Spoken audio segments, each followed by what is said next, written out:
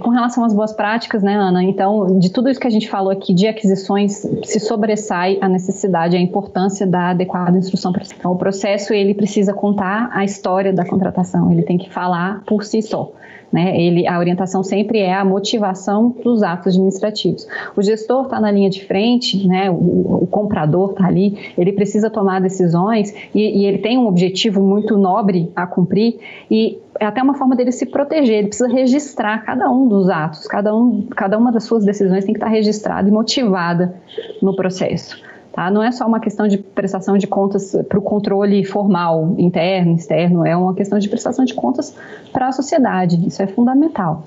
Eu sempre falo de um processo que me chamou a atenção aqui no TCU, no âmbito desse acompanhamento que a gente fez nos casos Covid, em que a gente mapeou um possível sobrepreço, né? E aí nós questionamos ao gestor, pedimos a cópia do processo administrativo, era para aquisição de um medicamento.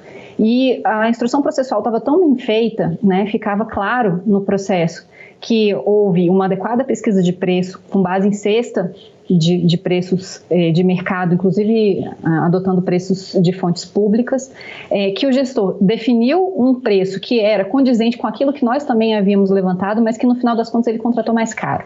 E o processo mostra todas as tentativas dele de contratação, de negociação junto a diversos fornecedores, tentando contratar pelo preço que ele tinha estimado, e no final ele não conseguiu. Todos foram declinando um a um, ele juntou nos autos notícias da época, dizendo desse pico, nessa elevação dos preços abrupta, ele precisava comprar, ele não tinha como deixar de comprar aquele insumo naquele momento, pelo menos naquela quantidade mínima, e no fim ele comprou e o TCU, nós, equipe técnica, avaliamos, o TCU chancelou quanto à regularidade da contratação, mesmo acima do valor estimado. Então, tudo isso aconteceu por quê? Porque o processo estava muito bem instruído. Ele contava toda a história, ele mostrava as dificuldades e os obstáculos que o gestor tinha enfrentado, que existem, a gente sabe que existem nessa época de pandemia, né? Muita oscilação, um mercado muito aquecido, muito difícil de contratar por vezes. Uma outra questão que já foi colocada lá no início, mas eu queria reforçar como boa prática, é sempre ter em mente, ter como foco o objetivo da contratação. A contratação, ela não pode, o meu objetivo não pode ser terminar a contratação.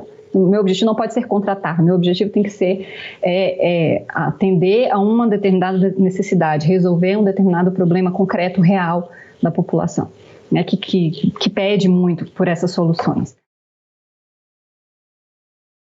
Outra que a gente pode mencionar, a união, né, a junção das autoridades, a junção de esforços para ampliar essa estrutura de atendimento. Né? A gente, nesse momento, a união é que tem que falar mais alto.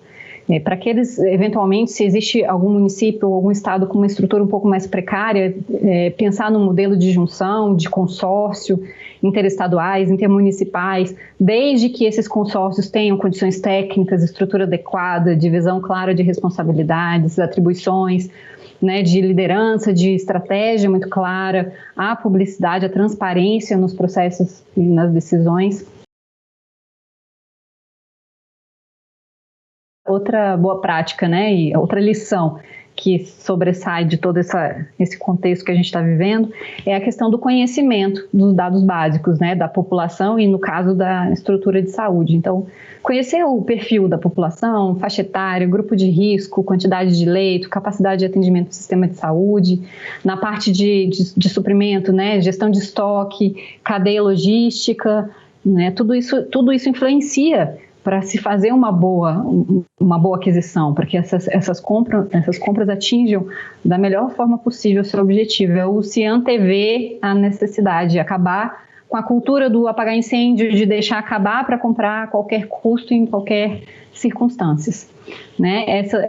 Essa pandemia também nos trouxe essa necessidade mais premente de investir na transparência, né? É um princípio agora, né? Muito caro a administração, ela tanto é que é obrigatória agora na nova lei de licitações, com o Portal Nacional de Compras Públicas, ele ganhou uma outra notoriedade, uma outra importância, então os entes todos já precisam ir se adaptando a essa nova realidade da total transparência das suas compras. E para aqueles entes que eventualmente têm uma estrutura mais complicada, tem um corpo técnico com menor preparo, é sempre uma boa prática adotar modelos e orientações federais, né, como ponto de partida, como um apoio mesmo. A gente sabe que precisa de uma adaptação para a realidade local, mas a Secretaria de Gestão do Ministério da Economia tem vários modelos que podem servir, a AGU tem modelos que podem servir, os acordos do TCU são muito ricos e orientativos e podem servir também para ajudar esses gestores. E, por fim, né, a orientação maior de todas é o salvar vidas, né, fazer de tudo que está ao alcance dos governantes, dos gestores públicos, para que menos vidas sejam perdidas a cada dia e a gente consiga contornar o quanto antes essa situação.